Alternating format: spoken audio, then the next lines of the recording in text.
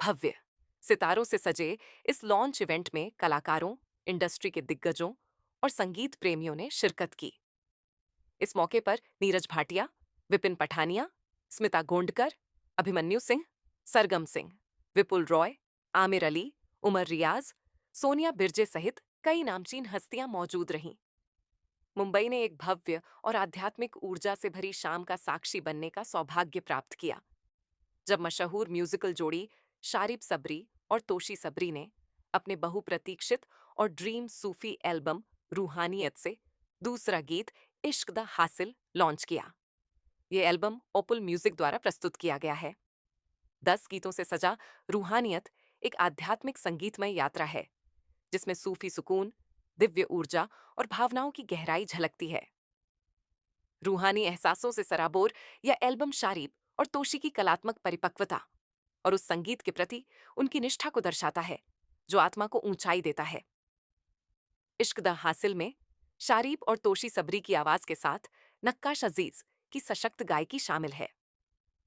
यह गीत उस आध्यात्मिक प्रेम की यात्रा को बयां करता है जो अहंकार को मिटाता है, चेतना को जागृत करता है और इंसान को ईश्वर के और करीब ले जाता है। आप तीनों भाई हैं जब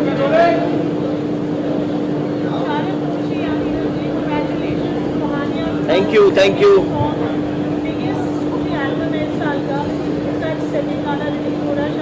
यू वेरी मच। इसके पहले शाहरुख कुछ बोले, मुझे इंपॉर्टेंट बात याद आई है।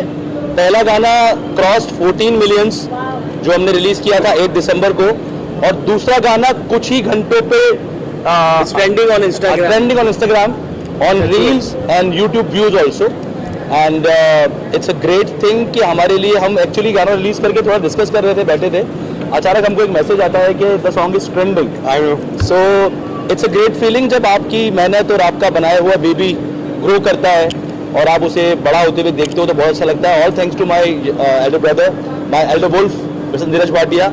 एंड बस मुझे यही बोलना था, बाकी शारिब अभी करें।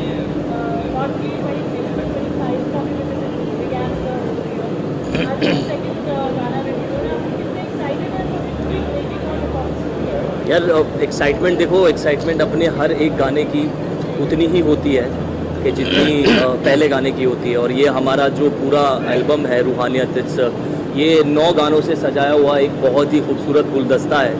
तो आज उस गुलदस्ते में से एक दूसरा फूल निकाल कर हमने आपके सामने रखा है।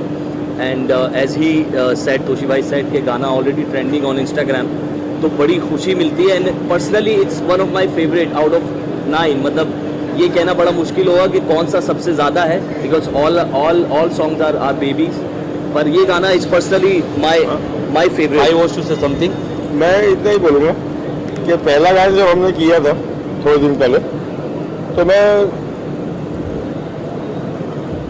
टेस्ट कर रहा था कि across the generations from gen Z to people of my age where I am very old, appetite क्या है, किस म्यूजिक की एपेटाइट है।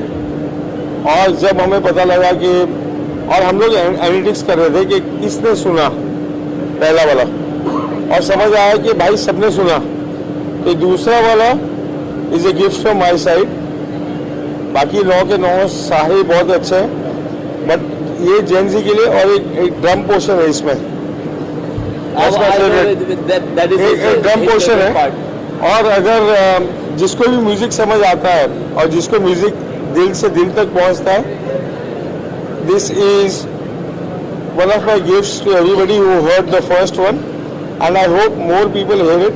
तो सूफी का कोई रिलीजन नहीं है, कोई जिस्म नहीं है, कोई सोल नहीं है, उसकी सिर्फ रूहानियत है। क्या बात। और रूहानियत का पार्ट 2 आ रहा है, और जिसने नहीं सुना उसका नुकसान है, जिसने सुना मेरे साथ जुड़ जाए। I want to add on one more thing, what Bhai says.